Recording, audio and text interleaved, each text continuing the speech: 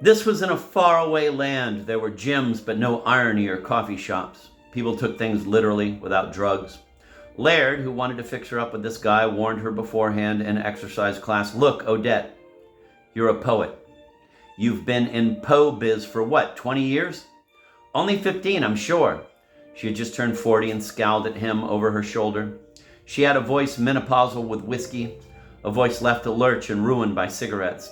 It was without a middle range, low, with sudden cracks upward. I hate that phrase, biz. 15, all right, this guy's not at all literary. He's a farm lawyer. He gets the occasional flasher or a gypsy from the Serbo neighborhood in Chicago, but that's as artistic as he gets. He's dealing with farmers and farms. He wouldn't know T.S. Eliot from, say, Pinky Eliot. He's probably never even been to Minneapolis, let alone New York. "Who's Pinky Eliot?" she asked. They were lying side by side, doing these things where you thrust your arms between your raised knees to tighten the stomach muscles. There was loud music to distract you from worries that you might not know anyone in the room well enough to be doing this in front of them. "Who the heck is Pinky Eliot?" "Someone I went to 4th grade with," said Laird, gasping. It was said he weighed more than the teacher, and she was no zipper, let me tell you. Laird was balding, and in exercise class the blood rushed across his head, bits of hair curling above his ears like gift ribbon. He had lived in this town until he was 10. Then his family had moved east to New Jersey, where she had first met him years ago. Now he had come back like a salmon to raise his own kids. He and his wife had two, little and moist, they called them. "Look, you're in the boonies here. You got your Pinky Eliot, or you got your guy who's never heard of Pinky or any Eliot." She had been in the boonies before. To afford her apartment in New York, she often took these sorts of library fellowships. 6 weeks and $4,000 to live in town, write unpublishable poems, and give a reading at the library. The problem with the boonies was that nobody ever kissed you there. They stared at you, up, down, but they never kissed. Actually, once in a while you could get them to kiss, but then you had to leave. And in your packing and going, and tearing the seams, the hems, the haws, you felt like some bad combination of Odysseus and Penelope. You felt funny in the heart. "All right," she said, "what is his name?" Laird sighed. "Pinky Eliot," he said, thrusting his arms between his knees. "Somehow in this mangled presentation I fear I've confused you." Pinky Eliot had lost weight, though for sure he still weighed more than the teacher. He was about 45 with all his hair still dark. He was not bad looking, elf-nosed and cat-eyed, though a little soccer ballish through the chin and cheeks, which together formed a white sphere with a sudden scar curling grayly around. Also, he had the kind of mustache a college roommate of hers used to say looked like it had crawled up to find a warm spot to die.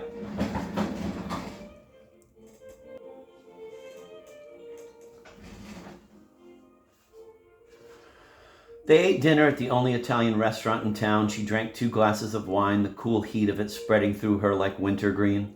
One of these days she knew she would have to give up dating. She had practiced declarations in the mirror. "I don't date, I'm sorry, I just don't date." "I always kinda like the food here," said Pinky.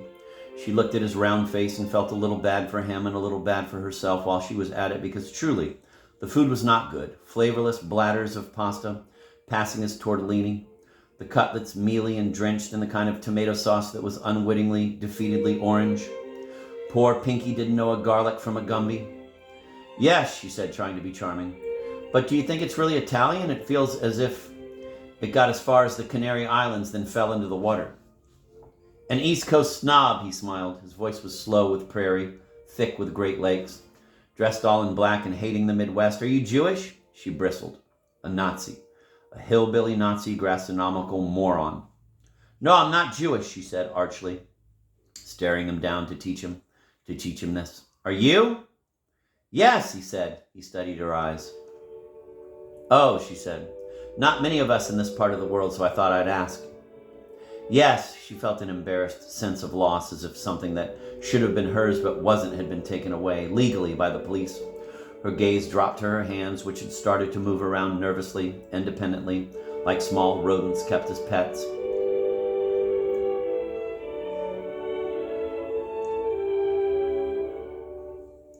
Wine settled hotly in her cheeks, and when she rushed and when she rushed more to her mouth, the edge of the glass clinked against the tooth in front that was longer than all the others. God, the detail, unbelievable.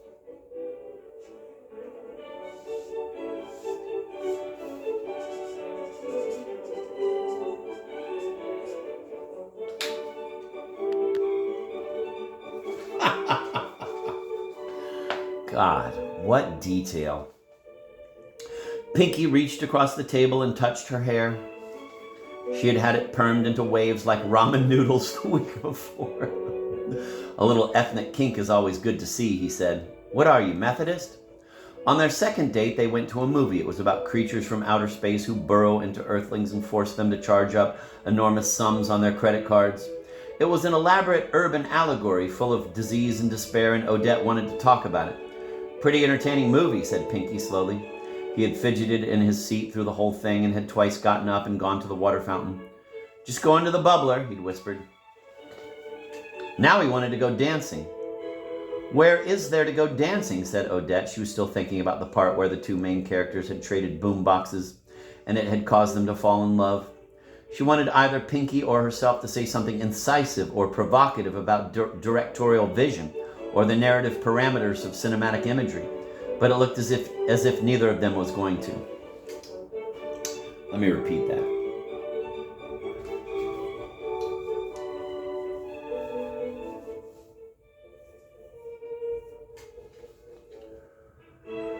Where is there to go dancing, said Odette. She was still thinking about the part where the two main characters had traded boom boxes and it had caused them to fall in love.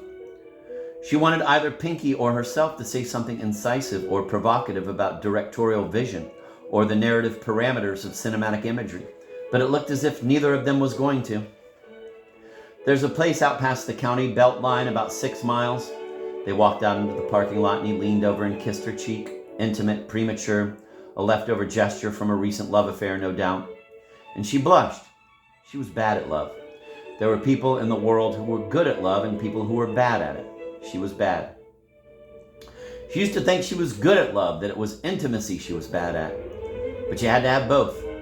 Love without intimacy, she knew, was an unsung tune. It was all in your head. You said, listen to this, but what you found yourself singing was a tangle, a nothing, a heap. It reminded her of a dinner party she had gone to once where dessert was served on plates printed with French songs. After dinner, everyone had to sing their plate. But hers had still had whipped cream on it. And when it came to her turn, she had garbled the notes and words, frantically pushing the whipped cream around with a fork so she could see the next measure. Oh, she was bad, bad like that at love.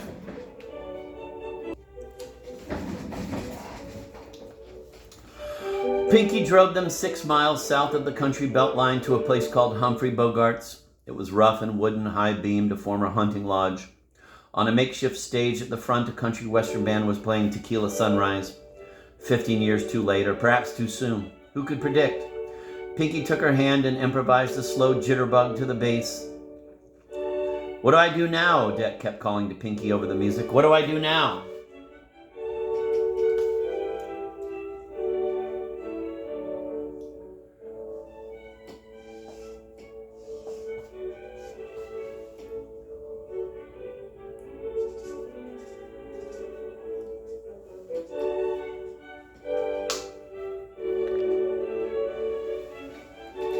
This, said Pinky. He had the former fat person's careful grace, and his hand at the small of her back felt big and light.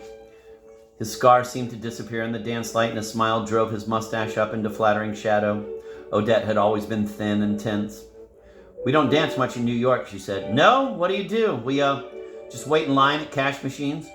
Pinky leaned into her, took her hand tightly to his shoulder, and rocked. He put his mouth to her ear. You've got a great personality, he said. On Sunday afternoon, Pinky took her to the cave of the many mounds. You'll like this, he said. Wonderful, she said, getting into his car. There was a kind of local enthusiasm about things which she was trying to get the hang of. It involved good posture and utterances made in a chirpy sing-song. Isn't the air just snappy? She was wearing sunglasses and an oversized sweater.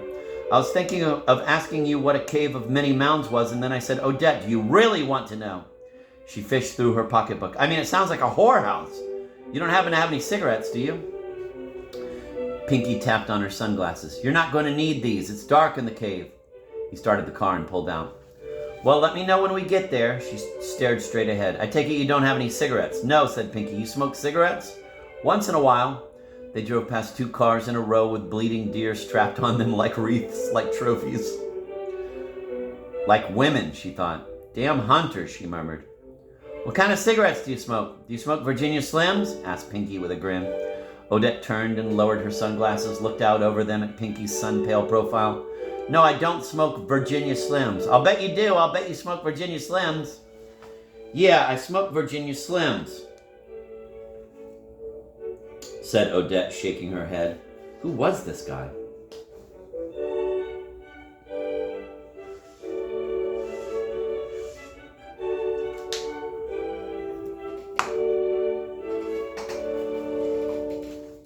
I'm going to reread a couple of those. Once in a while... No, said Pinky, you smoke cigarettes once in a while. They drove past 2 cars in a row with bleeding deer strapped on them like wreaths, like trophies. Like women, she thought. Damn hunters, she murmured. What kind of cigarettes do you smoke? Do you smoke Virginia Slims? Asked Pinky with a grin. Odette turned and lowered her sunglasses, looked out over them at Pinky's sun-pale profile. No, I don't smoke Virginia Slims. I'll bet you do. I'll bet you smoke Virginia Slims. Yeah, I smoke Virginia Slims, said Odette, shaking her head. Who was this guy? 10 miles south, there started to be signs for Cave of the Many Mounds. Cave of the Many Mounds, 20 miles. Cave of the Many Mounds, 15 miles. At 5 miles. Pinky pulled the car over onto the shoulder. There were only trees in the far distance, a barn and a lone cow. What are we doing? Asked Odette. Pinky shifted the car into park but left the engine running. I want to kiss you now before we get in the cave and I lose complete control. He turned toward her and suddenly his body, jacketed and huge, appeared suspended above her, hovering as she sank back against the car door. He closed his eyes and kissed her long and slow, and she left her sunglasses on so she could keep her eyes open and watch, see how his lashes closed on one another like petals, how his scars zoomed quiet and white about his cheek and chin, how his lips pushed sleepily against her own to find a nest in hers and to stay there, moving as if in words, but then not in words at all, his hands going round her in a soft rustle, up the back of her sweater, to her bare waist and spine, and spreading there, blooming large and holding her just briefly until he pulled away, gathered himself back to himself, and quietly shifted the car into drive. What a god Lorrie Moore is. I'm going to reread that in case I die today and never get to read it again. Pinky shifted the car into park but left the engine running. I want to kiss you now before we get in the cave and I lose complete control. He turned toward her and suddenly his body, jacketed and huge, appeared suspended above her, hovering as she sank back against the car door. He closed his eyes and kissed her long and slow, and she left her sunglasses on so she could keep her eyes open and watch. See how his lashes closed on one another like petals. How his scars zoomed quiet and white about his cheeks and chin.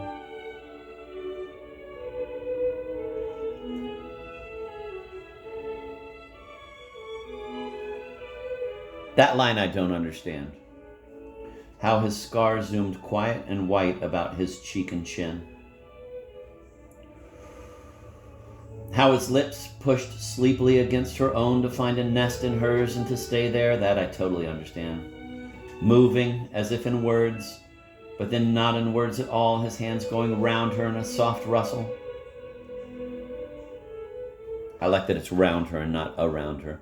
His hands going round her in a soft rustle, up the back of her sweater, to her bare waist and spine, and spreading there, blooming large and holding her just briefly until he pulled away, gathered himself back to himself, and quietly shifted the car into drive.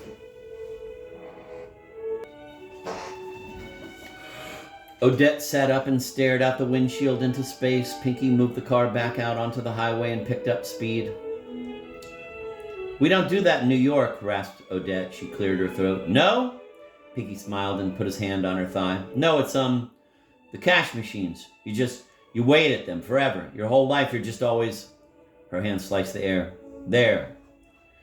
Please do not touch the formations, the cave tour guide kept shouting out over everyone's head, Please do not touch the formations, the cave tour guide kept shouting over everyone's head. Along the damp path through the cave there were lights which allowed you to see walls marbled a golden rose, like a port cheddar, nippled projections, blind galleries, arteries all through the place, chalky and damp stalagmites and stalactites and walrusy verticals, bursting up from the floor and yearning or hanging wicklessly in drips from the ceiling, making their way through time to the floor. The whole cave was in a weep, everything wet and slippery. Still ochre pools of water bordered the walk, which spiraled gradually down. Nature's Guggenheim, said Odette. And because Pinky seemed not to know what she was talking about, she said, that's an art museum in New York. She had her sunglasses perched high on her head. She looked at Pinky gleefully, and he smiled back at her as if he thought she was cute, but from outer space, like something that would soon be made into a major motion picture and then later into a toy. God damn. What a fucking writer. I'm gonna reread that. Please do not touch the formations, the cave tour guide kept shouting over everyone's head. Along the damp path through the cave there were lights which allowed you to see walls marbled a golden rose, like a port cheddar. Nibbled projections, blind galleries, arteries all through the place. Nippled projections, blind galleries, arteries all through the place, chalky and damp, stalagmites and stalactites and walrusy verticals, bursting up from the floor and yearning or hanging wicklessly in drips from the ceiling, making their way through time to the floor. The whole cave was in a weep, everything wet and slippery. Still ochre pools of water bordered the walk, which spiraled gradually down. Nature's Guggenheim, said Odette. And because Pinky seemed not to know what she was talking about, she said, that's an art museum in New York. She had her sunglasses perched high on her head. She looked at Pinky gleefully, and he smiled back at her, as if he thought she was cute, but from outer space, like something that would soon be made into a major motion picture and then later into a toy. The way you can remember which are which, the guide was saying, is to remember when the mites go up, the tights come down. Get that? Said Pinky too loudly, nudging her. The tights come down. People turned to look. What are you, hard of hearing? Asked Odette. A little, said Pinky, in the right ear. Next, we come to a stalagmite, which is the only one in the cave that visitors are allowed to touch. As we pass, it will be on your right, and you may manhandle it to your heart's content. Said Pinky. Really, said Odette. She peered ahead at the front of the group, which had now gathered unexcitedly around the stalagmite, a short, stumpy one with a head rubbed white with so much touching. It had all the appeal of a bar of soap in a gas station. I think I want to go back and look at the cave coral again. Which was that? Said Pinky. All that stuff that looked like cement broccoli. Also the chapel room with the church organ. I thought that looked pretty much like an organ. And now, the guide was saying, we come to that part of our tour when we let you see what the cave looks like in its own natural lighting. She moved over and flicked a switch. You should not be able to see your hand in front of your face. Odette widened her eyes and then squinted and still could not see her hand in front of her face. The darkness was thick and certain, not a shaded, waltzing dark, but a paralyzing coffin jet. There was something fierce and eternal about it, something secret and unrelieved, like a thing not told to children. I'm right here, Pinky said, stepping close, in case you need me. He gave her far shoulder a squeeze, his arm around the back of her.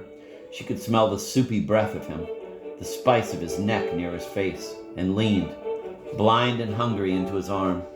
She reached past the scratch of her own sweater and felt for his hand.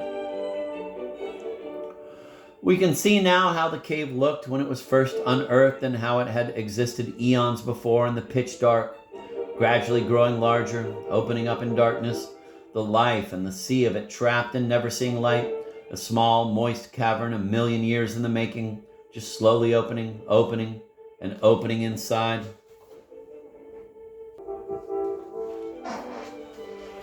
When they slept together, she almost cried. He was a kisser, and he kissed and kissed. It seemed the kindest thing that had ever happened to her. He kissed and whispered and brought her a large glass of water when she asked for one. When are you going back to New York? He asked, and because it was in less than 4 weeks, she said, Oh, I forget. Pinky got out of bed. He was naked and unself-conscious, beautiful in a way. The long, rounded lines of him, the stark cliff on his back. He went over to the VCR, fumbled with some cassettes in the dark, holding each up to the window where there was a rainy, moony light from the street like a dream. He picked up cassette after cassette until he found the one he wanted. It was a tape called Holocaust Survivors, and the title flashed blood red on the television screen, as if in warning that it had no place there at all. "I watch this all the time," said Pinky, very quietly. He stared straight ahead in a trance of impassivity. But when he reached back to put an arm around Odette, he knew exactly where she was, slightly behind one of his shoulders, the sheet tied across her chest. "You shouldn't hide your breasts," he said without looking. But she stayed like that, tucked close, all along the tracks to Treblinka, the gates to Auschwitz, the film lingering on weeds and wind, so unbelieving in this historical Badlands. It seemed to want in a wave of nausea and regret, to become perhaps a nature documentary. It seemed at moments confused about what it was about, a confusion brought on by knowing exactly.